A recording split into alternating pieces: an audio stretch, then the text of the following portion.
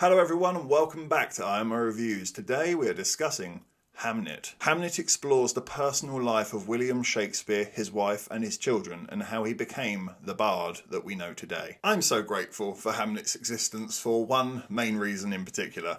This is the 100th movie of the year, so my last new release review for 2025, and the gun was to my head because it was either Hamnet or Avatar 3.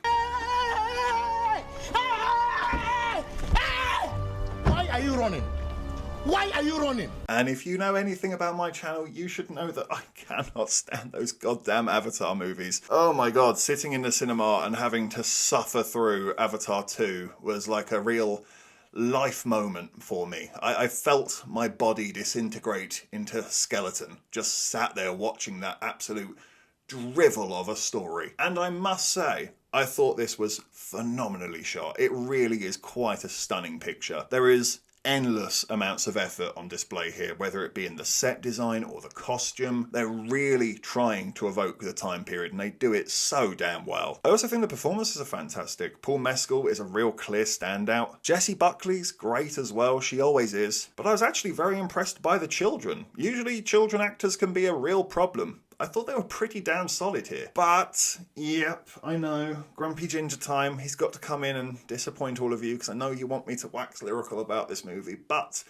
I can't deny I did have just a few problems. I found Hamnet to be a film of two halves, personally, where initially I was intrigued and on board and thought this looked stunning, thought the sound design was pretty good, wasn't totally sold on the music, found it to be just a little bit droning, and I slowly felt that the film was just starting to sag into what felt like a bit of a stage play. It was starting to turn into one of those films where if everybody constantly shouts and everybody constantly screams and everybody's constantly fighting and crying and screaming, then we'll definitely get the awards. And it just started to feel a bit overcooked. I understand dramatically why these are the reactions and narratively, but it did feel like it was every single scene, to the point that it was actually starting to affect the performances of the actors for me, specifically Jessie Buckley. She was phenomenal in this film, but after a little while it was like, rein it in a bit, love. It's too much to do this in every single scene. I feel like we just did this 2 minutes ago and now we're doing it again. As we were approaching halfway, it was sadly losing steam for me. I was feeling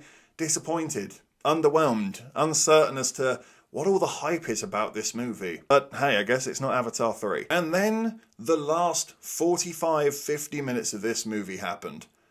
And I swear to you people, it's the most damn locked in I've been in a movie this whole year. From the amphitheatre onwards, it all just came together in this unbelievable emotional crash of what the hell hit me there. It is so beautifully done. It's about what's not being said. It's about connecting those dots and understanding the grief and how it's being processed. And Jessie Buckley just won me straight back from this point onwards. She was a phenomenal powerhouse performance and she was barely doing anything. It was simple reactions and emotions, and my God, was she good. Just watch this movie for the ending alone. If you're like me and you struggled a little bit with the beginning and you thought, where's this going? Why is it so slow and screamy and yelling and so stagey at times? Just stay with it. Trust me, because by the end, you will be wiping a tear away. It really manages to grab hold of something emotional here and punch you in the throat with it. Quite effectively so as well. But sadly, that being said, I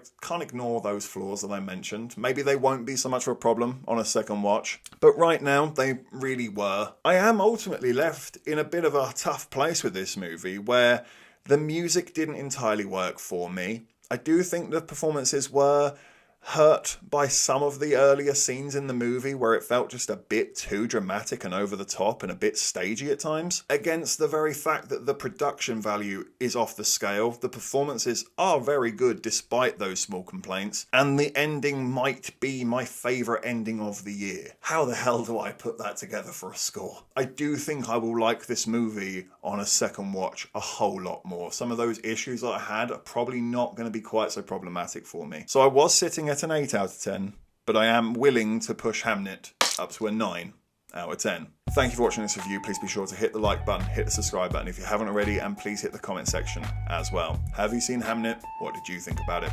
Let me know in the comments down below.